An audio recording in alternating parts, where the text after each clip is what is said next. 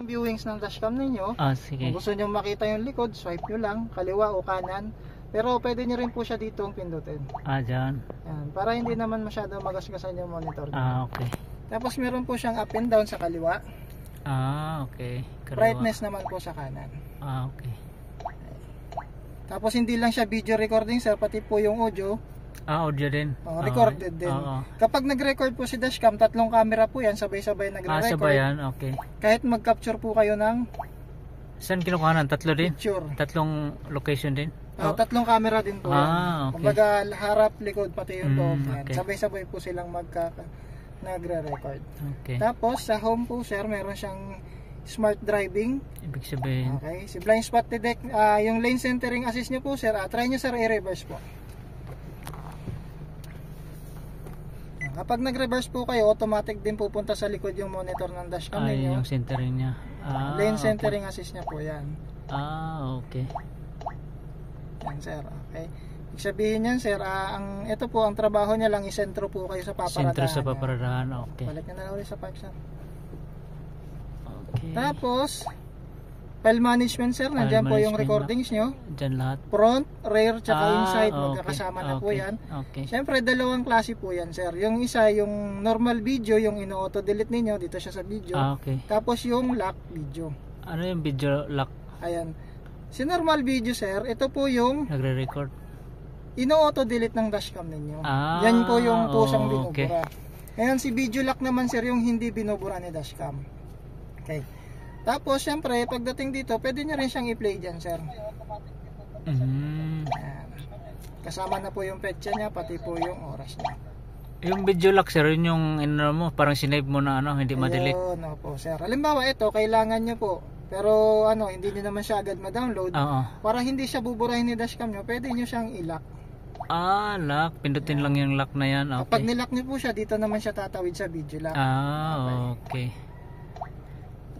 Okay. Pero wag niyo pong hayaang mapuno sir si video lock napupuno din yan siya? Opo sir, kasi yan po yung pupuno ng storage ng memory card niya. Saan natin makita yung memory sir? Kaya kapag hindi nyo na po siya kailangan, unlock nyo lang po siya. Unlock lang tapos, okay. Tapos syempre meron din yan sa rear sir kasi meron din po yan sa loob. Inside, okay. Tapos, okay. Driving settings sir, nandyan po yung loop record ninyo. Ito yung recording time nyo sir. Hanggang 3 minutes po yung pinakamahaba niya. Ano ibig sabihin ng yung looping niya po sir, halimbawa sa loob ng isang oras na nagda-drive po kayo, kung yung recording time nyo ay nakaset ng 1 minute, meron po kayong 60 recordings na tagi-isang parang time lapse, gano'n? Kumbaga siya, pabalik-balik po yung recordings niya. Simula ng 1 seconds hanggang 60 seconds, 1 second. Puputulin na niya, tapos balik ulit sa umpisa, 1 seconds ulit hanggang 60 seconds. Yun po yung looping doon niya. siya maglo-loop. Okay. Oo. Tuloy-tuloy po yun sir hanggat umaandar po yung sasakyan ninyo. Okay. Then ito po, meron din po siyang G-sensor tsaka parking guide. Ito yung nagla-lock record sir kapag nakakaramdam po ng impact o bangga yung sasakyan ninyo. Automatic yan siya? Magla-lock record. Okay lang i-on pa. Okay. Si G-sensor sir, pwede na po natin siyang lagyan ng sensitivity sa low. Pero si parking guide sir, ito po yung nagre-record kapag patay po yung sasakyan ninyo. Diba? Okay. Halimbawa, nakaparada kayo din, may bumangga sa sasakyan ninyo. Magla-lock record po yan kahit po patay yung sasakyan. Okay. Pero yung sensitivity nito sir, karang i-on pala yan sir?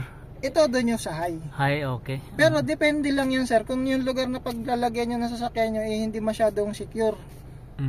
Para halimbawa, nandun kayo sa lugar na hindi kayo masyadong secure pumarada. Yan nga. Todo nyo palagi sa high sensitivity yung parking guard ninyo. Okay. Pero kapag hindi nyo naman siya kailangan, mas maigi po nang naka-off lang po siya palagi. Okay. Then, plate number sir, kabisado po. CBD 1894. CBD. B. CBD 1894. 8094. Tama siya? CBD 1894. Sana yan sir? Ayan yan CBD 18 pala sir. 18. 1894. 1894 yan. Yan sir, palagi po siyang naka-attach na dun sa video ng dashcam. Okay. Tapos sa pinakahuling settings natin sir, yung system settings, yung mga nakalagay naman dyan, mga accessories na lang po ng dashcam ninyo. Tapos date and time sir, set na lang po natin. 12 sir, no? Every time na ano, pinapatay, nawawala yung date, no? Hindi sir, hindi po. Oh. Kung paano natin siya iset ngayon sir, pag nagpatay kayo ng sasakyan nyo, then nag-start ulit kayo sir, ganun pa rin yung setup niya. Wala na kayong babaguhin dyan, wala na kayong i-reset. Tapos anong oras niya po sir? Anong oras na ba dito? 13:36, 13:36.